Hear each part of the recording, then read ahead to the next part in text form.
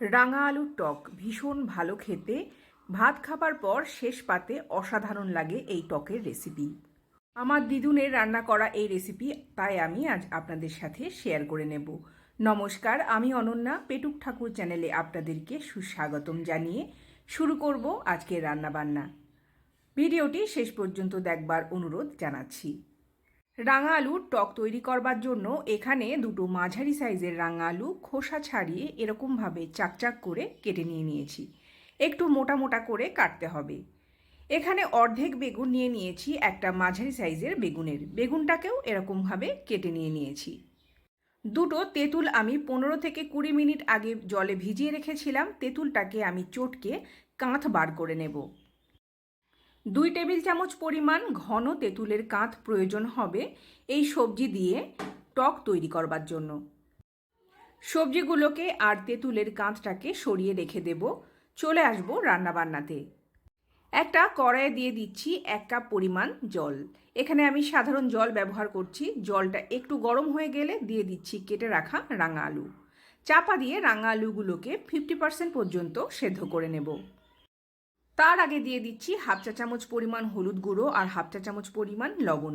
লবণ অবশ্যই আপনারা আপনাদের স্বাদ মতো কম বেশি ব্যবহার করবেন। রাঙা আলু অর্ধেক সেদ্ধ হয়ে গেছে। কেটে রাখা বেগুনগুলোকে এবারে দিয়ে দিচ্ছি।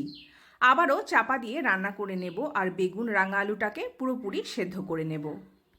বেগুন রাঙা আলু খুব সুন্দরভাবে সেদ্ধ হয়ে গেছে। 3-4 টুকরো রাঙা আলু আমি একটা হাতার পেছন দিয়ে একটুখানি ম্যাশ করে নিচ্ছি। কয়েক টুকরো রাঙালু এইভাবে ম্যাশ করে নিলে টেলটেলে টক তৈরি হবে না, বেশ একটু ঘন ঘন খেতে লাগবে, দেখতেও বেশ ভালো লাগবে। সেদ্ধ করা সবজিগুলোকে অন্য একটা পাত্রে ট্রান্সফার করে নিয়ে নিচ্ছি আর কড়াইটাকেও এই ফাঁকে পরিষ্কার করে নিয়ে নেব।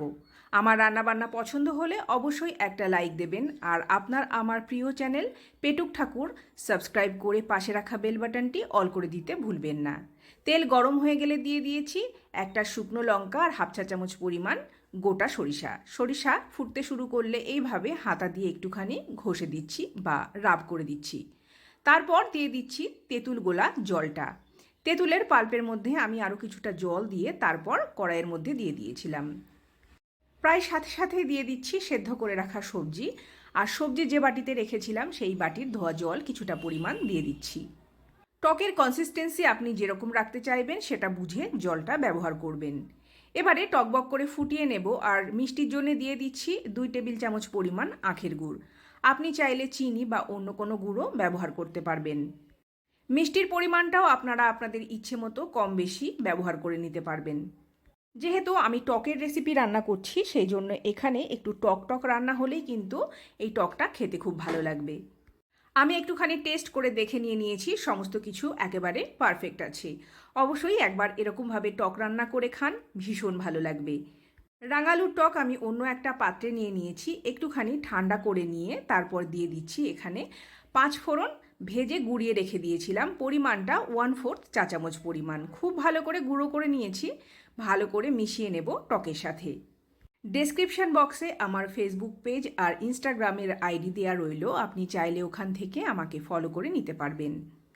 আমার রান্না বান্না কেমন লাগলো সেটা তো কমেন্ট করে জানাবেন আর এই টকটা অবশ্যই রান্না করে খাবেন আর কমেন্ট করে জানাতে ভুলবেন না কেমন হলো আপনার রান্না করা টক। আমি আজকের মতো বিদায় নেব। আপনারা অনেক ভালো থাকবেন, সুস্থ থাকবেন। দেখা হবে পরবর্তী কোনো দিনে পরবর্তী কোনো নতুন রেসিপি নিয়ে। নমস্কার।